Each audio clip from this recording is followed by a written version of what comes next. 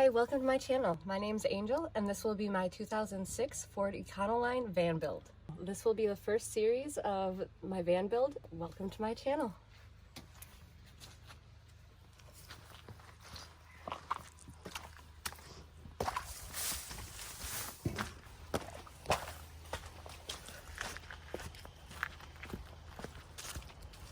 I've already done a few things to the van, as you can see. I've built my battery box, which holds my RV marine batteries. It's hooked up directly to my lights and my fan. I also have another exhaust that's right up there.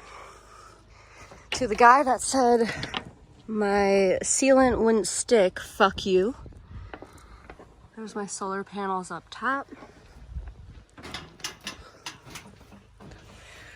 We already did floating flooring. It's not glued in. There are 1x2s in all the little grooves with inch thick insulation, and plywood on top of it. We used a template to just cut out all of these and lay it onto the plywood. The ones we got had these tongue and grooves that just fit nicely into each other. I've also installed Killmat sound deadening around all noisy areas and underneath all the flooring and underneath all the ceiling. Because I chose not to use Havelock wool on my ceiling, I just have the stick sound barrier insulation on Amazon. By not using Havelock wool, I get the extra space of using this as just where my ceiling will go down to. If I used Havelock, it would be too much. I know I could separate the bats to make it thinner, but I feel like this is a better insulation choice for my ceiling to give myself some headroom with the same R value. Chose to go with waterproof lock-in flooring that has a pad on the bottom so we don't have to glue it down.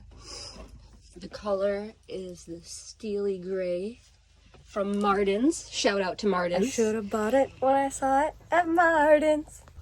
I mentioned earlier that I put down 1x2s underneath my subflooring to hold it flat. This is what that looks like. See how I just cut them in between and placed them in between each of these grooves.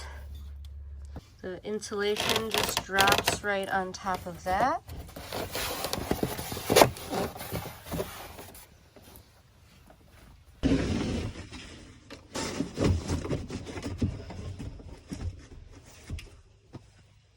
The only part that this doesn't match up is I have to cut a 1x2 for that strip right there.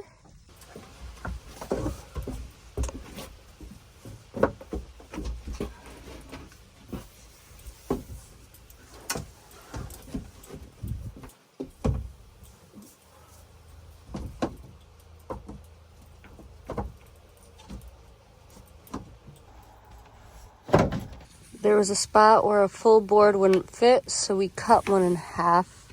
This is the final product before adding trim. We used about 2 1/4 boxes to complete it.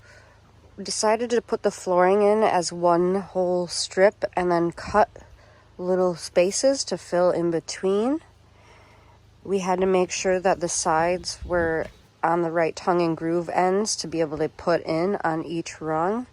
This is the only one that I really didn't care about because it's going to be underneath the bed, but it's just not tongue and grooved right there.